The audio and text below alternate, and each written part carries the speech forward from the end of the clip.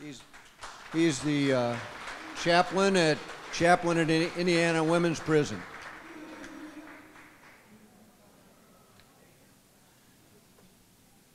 What does July 30th, 1993 mean to anybody in this room? July 30th, 1993.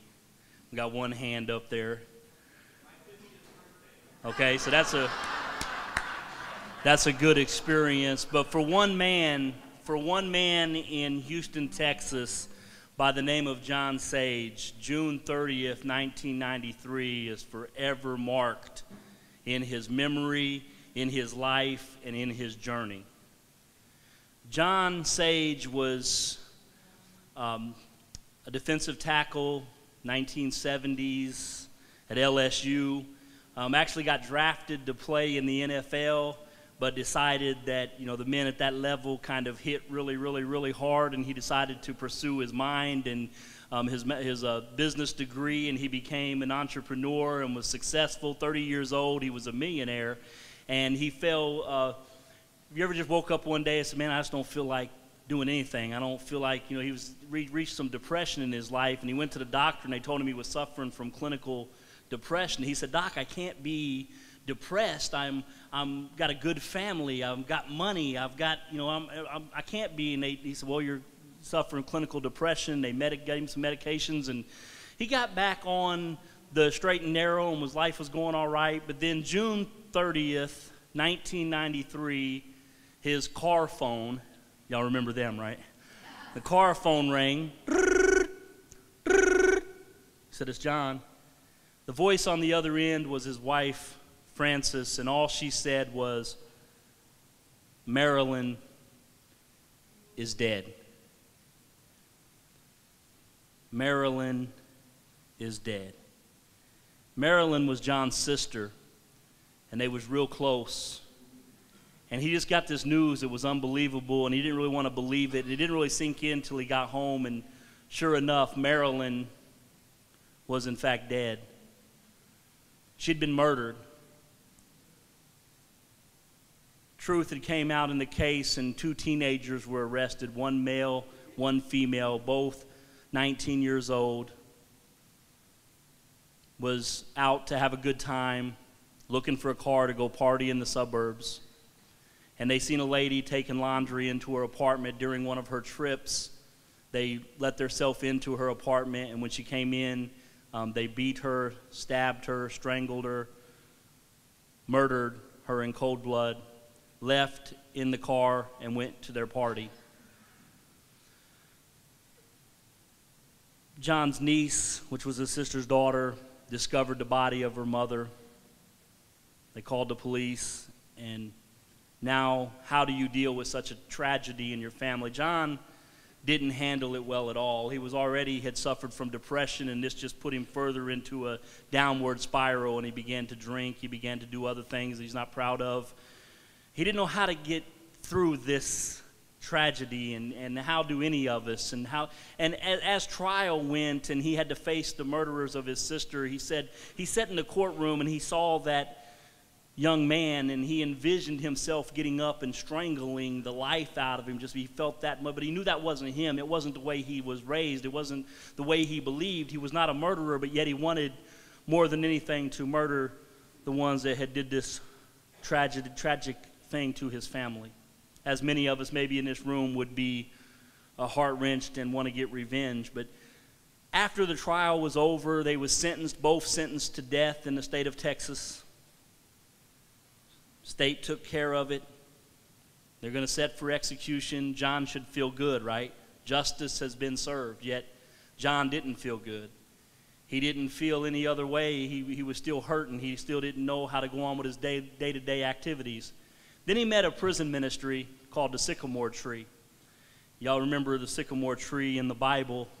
Zacchaeus was a wee little. All right, some of y'all went to Sunday school, praise God. This program was set up where victims would go into prison and share their story of crime to the offenders that was locked up in the prison. And John didn't think he would be one that would go into prison to share a story, but when he went and he shared his story, he saw throughout the room, he didn't see murderers and rapists and killers. He saw human beings with a need. He saw human beings that could be taught about God. He saw human beings that had feelings, and some of them had even suffered loss. And he shared, and he realized how powerful his story was in their life, and he heard some of their stories and how powerful it was with him. Well, being a student, John left and started looking into what he could do to honor his sister. Bridges to Life was created, Restoring Peace, and a program was created as a prison ministry with John's own journey at heart, and takes victims into prison as well as those that's not been victims of crime, and they share stories, and then we break down into small groups. It's over a 14-week session is what was created. So we're going to be talking about that program today and answering your questions, and we have a table. But John concluded in his studies that, now we're just going to be rough on our estimates here because everybody heard the term recidivism. They return within 3 years of their leaving prison, they come back, and it counts into recidivism rate. And it's all over, I think with the halfway house that Father Ron talked about, 7% is awesome because the national rate is somewhere up. Anybody know the rate? 7. 60, 70% somewhere. So we'll just give the benefit of the doubt. John Sage said, we'll just go with 50%. 50%. John concluded that that means that half of our future prison population are with us now. What are we going to do about it? There are several areas that you're here to learn about today that you can get involved inside prisons. Many of you are involved in prisons. And Bridges to Life is just another opportunity to get involved in prison. And when we go into prison, we have 14 weeks, first week's orientation, last week's graduation. There's 12 weeks. It's a 2-hour session. That's 24 hours that you're with these men or women. We do it at the women's prison as well. We're in 6 adult facilities and a juvenile here in Indiana, 67 in Houston, Texas, and we're throughout other parts of the nation as well.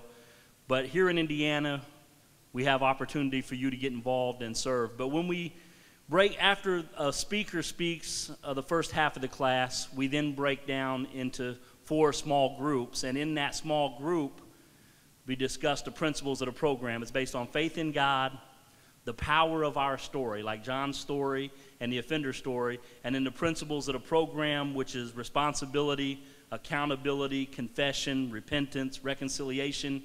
And the gospel is facilitated through these experiences, and it's very powerful. So at this time, I want to introduce the regional coordinator for our program here in Indiana, Misty Wallace, and she's coming to you today to share her story that she shares in prison.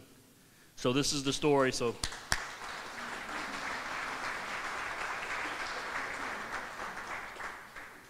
Good afternoon. I want to thank Deacon Mike for having us here this weekend.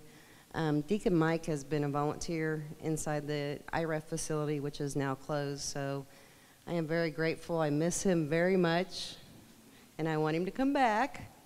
So help me out, guys. I'm going to share with you my testimony today. I was a senior in high school. I was 18 years old. I was headed to play college softball. On October 18th, 1992, my life changed forever. I was out with some friends on the southwest side of Indianapolis. We were out having a good time, went to dinner, did a few haunted houses. It was that time of the year, this time of the year. And my boyfriend and I had gotten into an argument, so we decided to split ways. I dropped him off at home. I was angry when I left. We drove up Kentucky Avenue because, believe it or not, we did not have cell phones at that time. 25 years ago, I pulled over to use a payphone. When I pulled into the payphone area, I pulled right up next to the booth. I was in my neighborhood. I was around my home. I felt comfortable. I felt like I knew everyone. I felt safe because that was my side of town, people I knew. I was comfortable. I never even thought twice. I got out, I used the payphone. The first phone call I made home was to my parents to let them know I was going over to a friend's house. Well, my parents didn't answer the phone that night, so I made another phone call to my boyfriend to call and tell him, hey, don't call and wake my mom and dad up. I'm going over to a friend's house. As I'm on the phone with him, I noticed that a car had pulled through the back of the Burger King restaurant up towards the front door. A gentleman had exited the passenger side of the vehicle and walked towards the back end of my car, and he asked me how long I was going to be. And I said, just a few minutes. And my boyfriend said, who's that? I said, someone that wants to use the payphone. He said, okay, call me when you get to Jeanette's. I said, okay. I hung up the phone, and as soon as I turned around, he stuck a gun to my left cheek, pulled the trigger. The bullet went through my left cheek, down through my esophagus, severed the tip of my carotid artery, which I did not know at the time, bounced up my esophagus, and lodged in between the muscle and broke the top 2 vertebrae in my neck. My body automatically went into shock, and my head landed underneath the front tire of my vehicle. All I could think about while I was underneath my vehicle was, please God, don't let this car start, because I left my keys in the ignition and my purse on the seat, because I was safe. As I'm laying underneath my car, trying to move my body, which was not working, a few seconds later, I seen him exit my vehicle, and he walked away. I said, please help me. But he left me there to die. A few seconds later, a gentleman that was working a shift at Rolls-Royce during Desert Storm got called into a shift on a Saturday night, working a shift that they had to pay him big money to be on. Got called in. His last name was Williams. He was the last one on the list. Went into work that night, ran some tests. They brought some sand over from Saudi Arabia, and they needed to send these jet engines, our military jet engines, through the sand to make sure that our jets could handle it. So he was in there doing that testing. He got done early. He left early.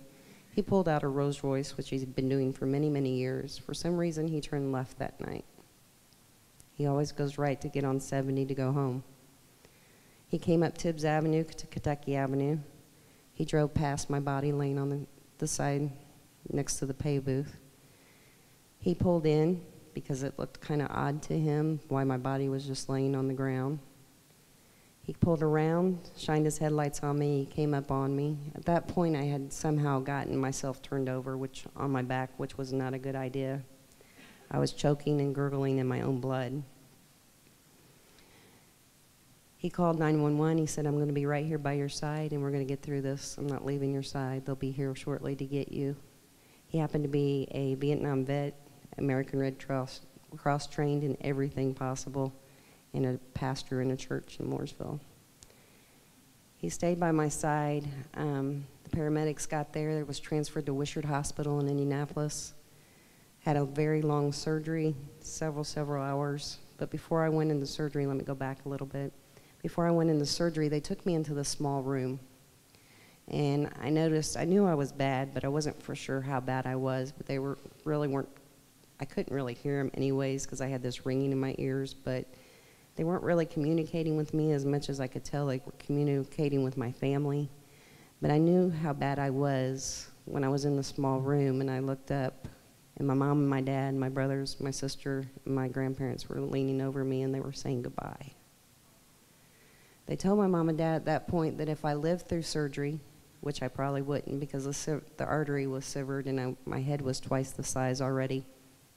And they said if I did, I wouldn't walk again because the vertebrae, the bones were now floating in my spinal fluid, and I probably wouldn't walk if I did live.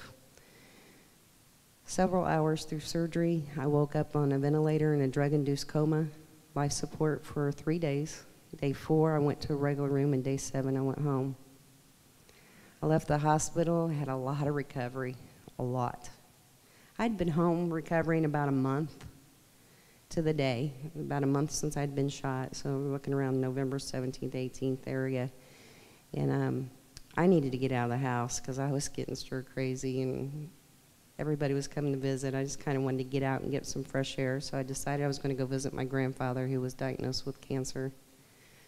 And I remember getting in the car that night. I had staples still in the back of my ear all the way down to my throat, big neck brace, and the bullet stayed lodged in my neck for 2 years. So I lost my scholarship to play softball. So my life was on a total different journey than I had planned it my senior year.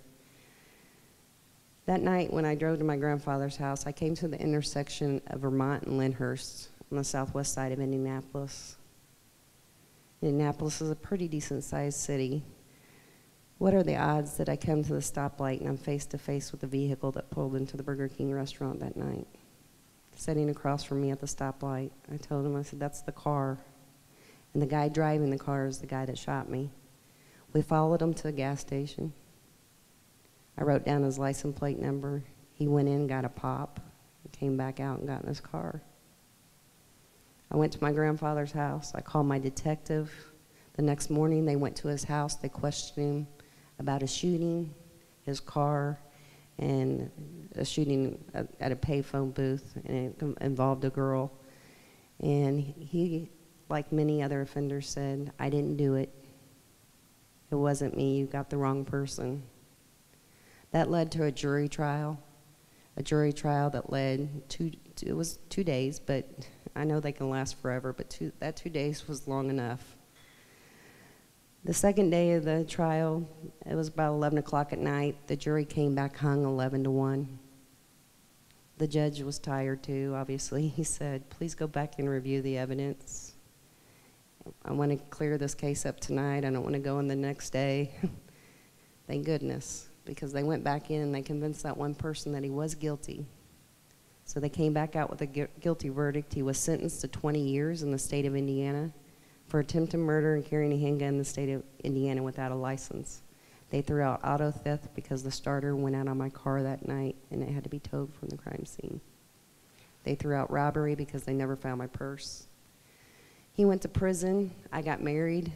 A very short time later, moved to California. I was 2,000 miles away from home, living my new life. Now I'd been shot, I graduated high school, I got married, I went to court, jury trial. I get to California, my whole life does a halt.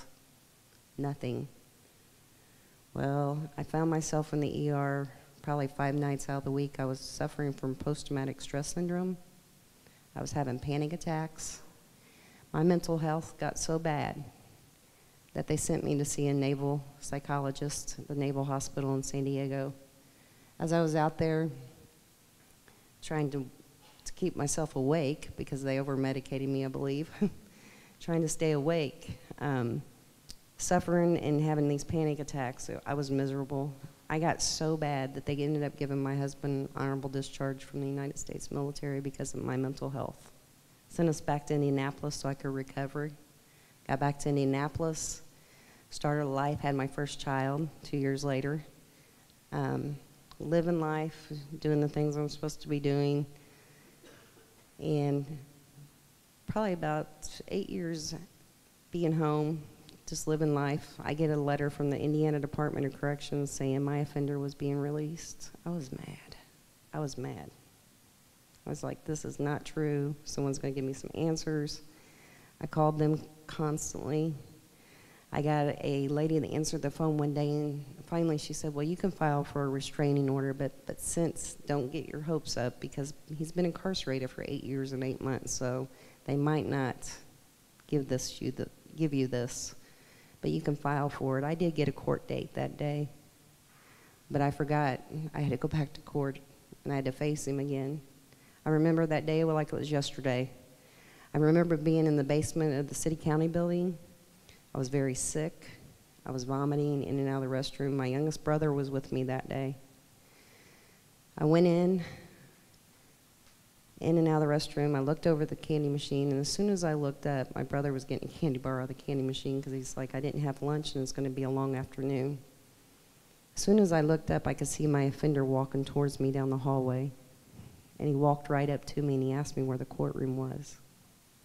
And I looked over at my brother and I thought he was going to choke on his candy bar. He was so mad. I just pointed down the hall and he went to the courtroom, said thank you, and walked on. I walked over to my brother and I said, let's go, I don't want to be here. And he goes, what are you talking about? I was like, I don't want to be here.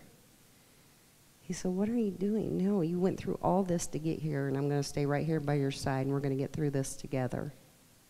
So we went into the courtroom, and I think that day what mainly hit me the most is I felt like he didn't even know who I was. He didn't even know what he took away from me. I went into the courtroom that day, and I believe the judge just kind of seen it all over my face. She granted the restraining order for a year. So as I was leaving the courtroom that day, my offender said, "Your Honor, can I say something to Misty?" And as soon as he started to say my name, my brother erupted in the courtroom and said, "Hush your mouth. Don't say anything to my sister. There's nothing that you can say that will ever make this right. Don't talk to my sister." So it kind of got chaotic-y, and they took him off to a little room. And then we left the courtroom that day. And I have to say, for many years, I always wondered, was he going to tell me he was sorry for shooting me in the head? That was hard to accept because I was still angry. I was still mad. I went on with my life. I now have a second child several years later, and went through a divorce. I started having problems in my own life, got to a dark part in my life where I didn't want to be here anymore either.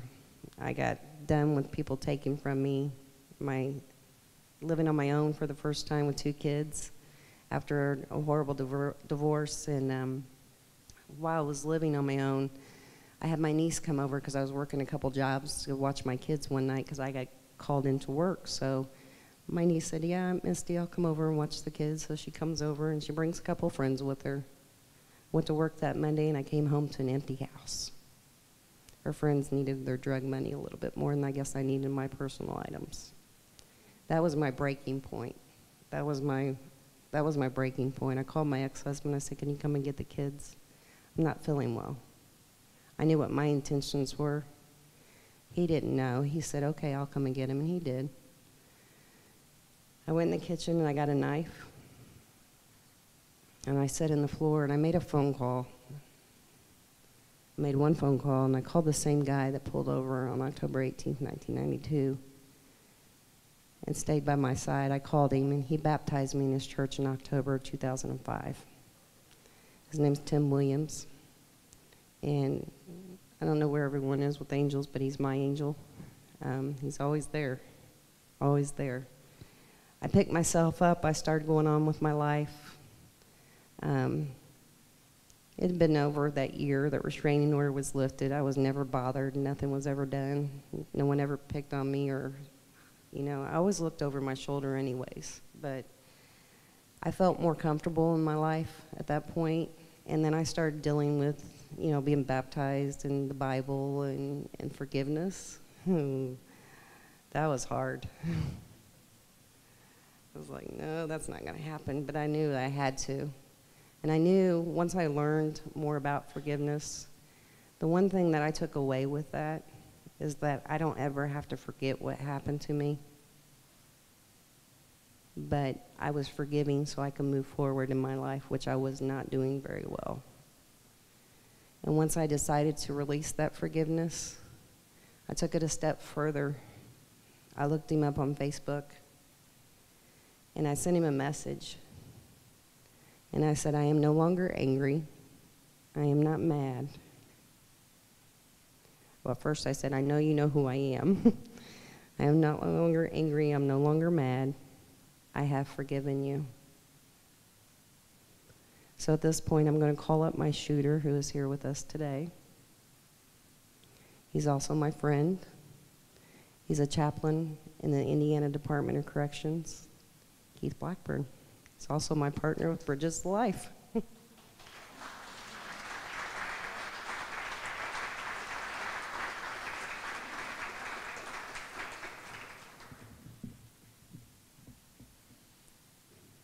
What kind of monster, what kind of human being would go into a parking lot and do what you have heard that I've done? What kind of parents? Where was his mom? Where was his dad?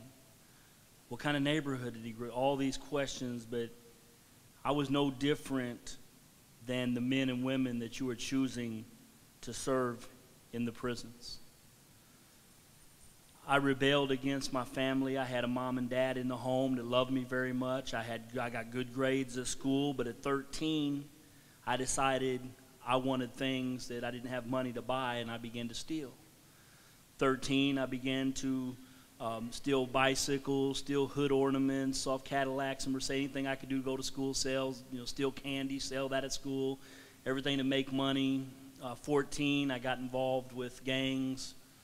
15 years old, started carrying a gun, started dabbling with drugs a little bit, started selling drugs, started just breaking into houses, stealing cars. 16, life hit a real dark place, and I called myself the boogeyman. I dressed in all black. I took a black cat out of the neighborhood, kind of what you see in Hollywood, and I slit the cat's throat and went to a park, lit some candles, and said some satanic utterances and cut my own self and mixed the blood of the cat with my blood and vowed to the devil that I would serve him forever. 17, full-blown alcoholic, drank every day of my 17th year. More crime, more doing wrong, more evil, anti-God, anti-everything, just dark. 18, you heard what I done. Out to do a robbery, looking for a car. Found a car in a parking lot, walked up to the back to steal the car. You heard Misty's story. She was on the phone, and I looked to see if the keys were in ignition, and they was. And at that time, she had looked at me, and in my mind, my only thought at that moment was, I'm not going to leave any witnesses alive. I pulled a gun out of my pocket. I put it to her head, and I pulled the trigger. Certain things in your life you can never undo, no matter how much you want to. You can't change things we do. Before her body had hit the ground, I was already around to get in her car. I didn't see her body fall. I didn't know what you know. I didn't know that her head was underneath the wheel of the car.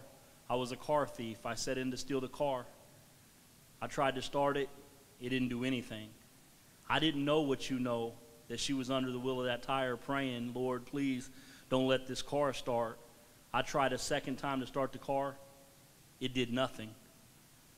I checked, it was a clutch. I checked the gears. Everything seemed to be in working order. I tried a third time. The car didn't do anything. Realizing I wasn't going to get the car, I took her purse from the seat, and I left into my night of violence and crime. I didn't think about that night. I didn't want to know if she lived. I didn't know if she died. I didn't watch the news. I didn't look at the newspaper. I went on with my life.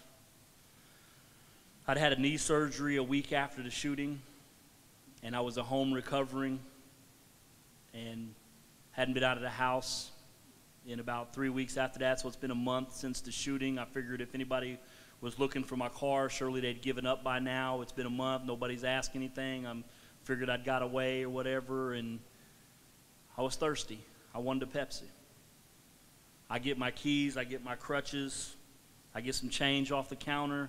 I get in my car, and I go to the corner gas station. I didn't know that the first intersection I would come to, I would be face to face with the woman I'd shot a month earlier. And at that moment, I didn't know then. I went on to the gas station, got my pop. Misty wrote down my license plate number. The next morning, detectives come and one day asked me some questions. I said, I didn't do it. I don't know what you're talking about. It wasn't me. You got the wrong person. You need to go find out whoever did this horrible thing. You need to get them off the street. Thankfully, they didn't believe my lies. I was lying to Misty. I lied to my family. I lied to my mother, my sister. I lied to the prosecutor, my defense attorney. I lied to the judge. My life was one big lie after lie. I lied so much I didn't even know where truth was. My story, my life was a lie. I wasn't real. I wasn't me. I lied about everything.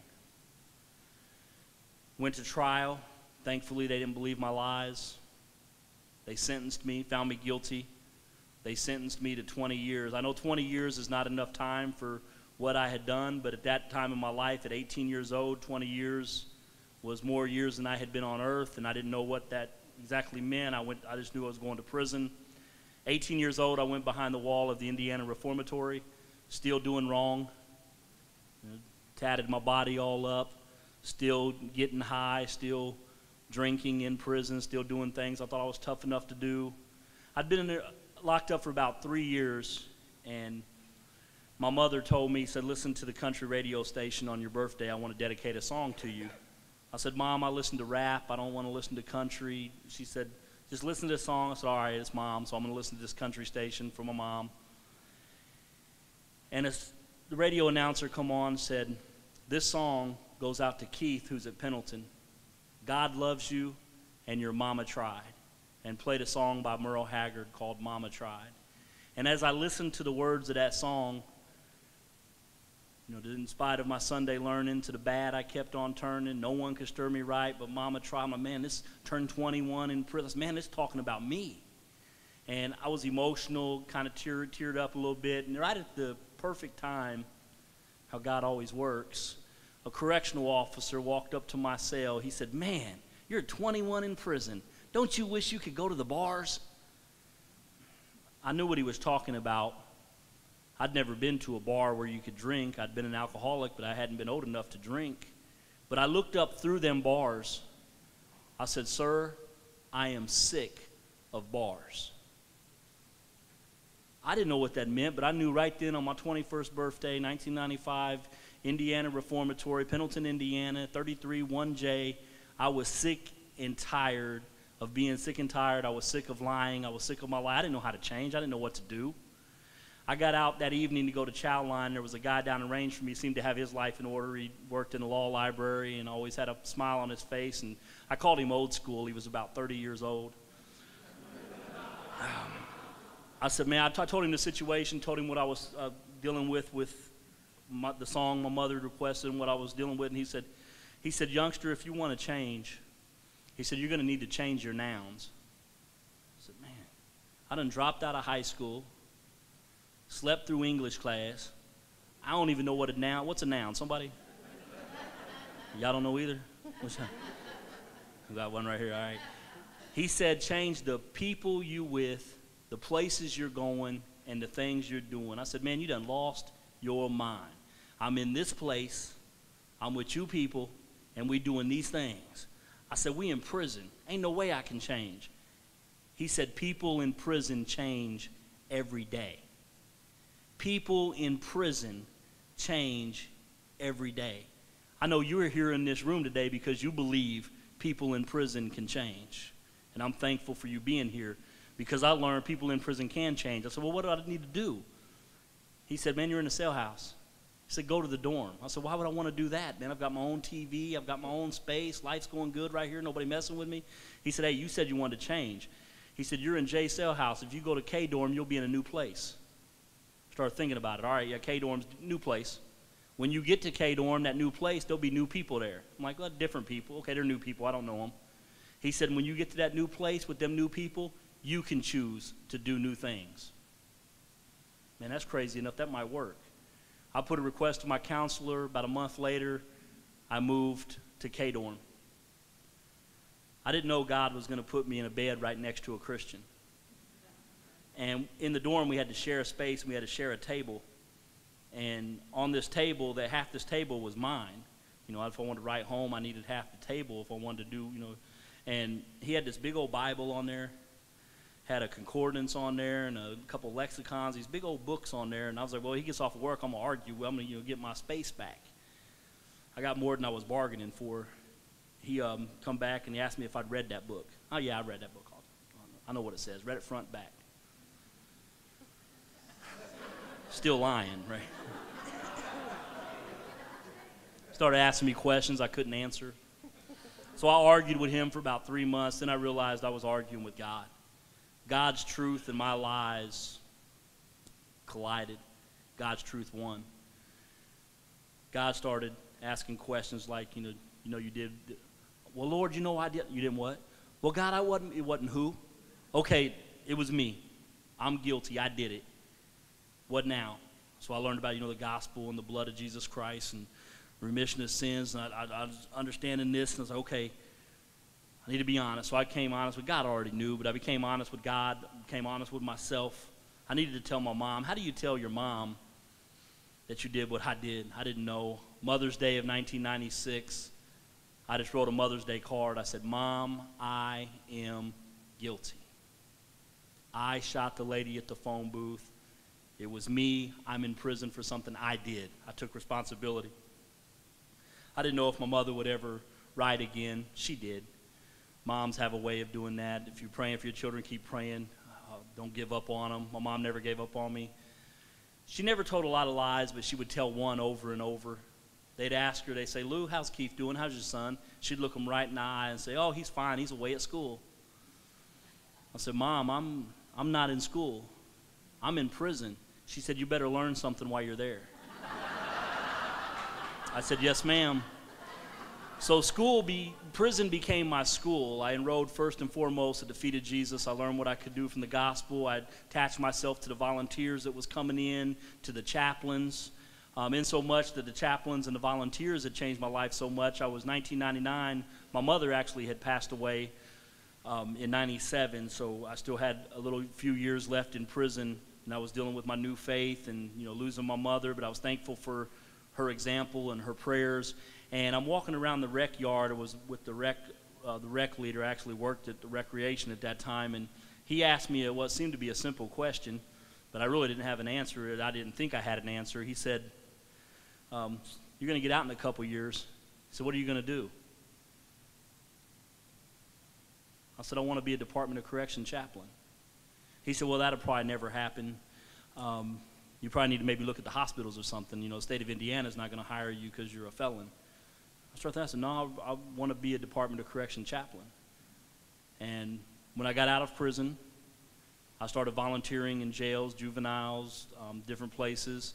Lord opened up doors. I got to go back as a volunteer in prison. And it was my calling. It was what I wanted to do. I became a volunteer chaplain. They gave me keys in the radio at Pendleton, which probably scared a few people, right, Mr. Liebel? I met Dave because of them keys in the radio. And but I was a volunteer, and then I've had an opportunity to become staff, but I'm still a volunteer at heart. And I know you were here because of volunteering and your service, and you're asking, man, well, what can I do to make differences? Well, there's different things, and life totally changed for me even more. In 2010, I got a Facebook message from the one person that should hate me forever. Misty said, I have forgiven you. I gave her my phone number. She called me and gave me a front row seat to my crime. I heard for the first time what all I had done. I learned that my bullet had stayed in the back of her neck. Nobody told me that at trial. I learned that talking to her, hearing her story and what I had done. My bullet stayed lodged in her neck for 2 years. I learned that I knew I was a high school dropout. She was a high school senior with a full ride scholarship to play softball. I robbed all of that night. I learned about the panic attacks. I learned about her struggles. I learned about her faith. I learned about that night that she was talking about hitting her darkest moment. She was sharing that with me. And I learned what my crime had done, and I learned what I was more accountable for. As an offender, I learned to be accountable for even more, and I was responsible for all the hurt, the pain that I had caused. I'm learning this, and it's because of the power of that story. And then in 2012, I met a man named Jack Brady, who had met John Sage at a restorative justice conference, and he brought Bridges to Life program to Miami Correctional Facility up near Kokomo. And Jack had been involved with it, and Jack told me about the program, and I said, man, I got a story for you. And I told him about Misty, and he said, you think she'll go into prison? I said, I don't know. Here's her number. Call her. And he called her up, and she said, No. 2 weeks later, I went in. So 2 weeks later, and then 2 years after that, we started sharing our story and realizing the power, and it started healing. It was in Bridges to Life, sharing our story in Bridges to Life, that I got to look her in the face and say, I am sorry. It was during Bridges to Life that she knew that I was sincere and that her forgiveness wasn't wasted on me, and it was going to be life. It was in that moment, and it was through Bridges to Life. So we knew we was going to be involved. I started facilitating it. She came in as a speaker, and she started facilitating, and then she got offered the position for Indiana to be a regional coordinator, and we brought the program we expanded the program because it was already here, but we expanded the program. We're now in 6 adult facilities and 1 juvenile with hopes to expand into more. So if there's and you say, well, I'm not a preacher, well, that's good, because we need facilitators to come in and facilitate the gospel through these small groups, to facilitate the message and to allow the stories, like Father Ron had said, that they want to tell their story, they want to be heard. And the victims that come in and share their story for the first time, sometimes it's just being heard, and it matters so much, and healing takes place, and there's a synergy that takes place in that healing moment that God is using the power of our stories. So we've been doing this now for the last 6 years. I've been involved with Bridges to Life for 6 years now, and in closing this out, we've got about 4 minutes, but I'm actually going to turn it to Deacon Mike for a brief moment to share his experience as a volunteer with Bridges to Life, and then he can close us out.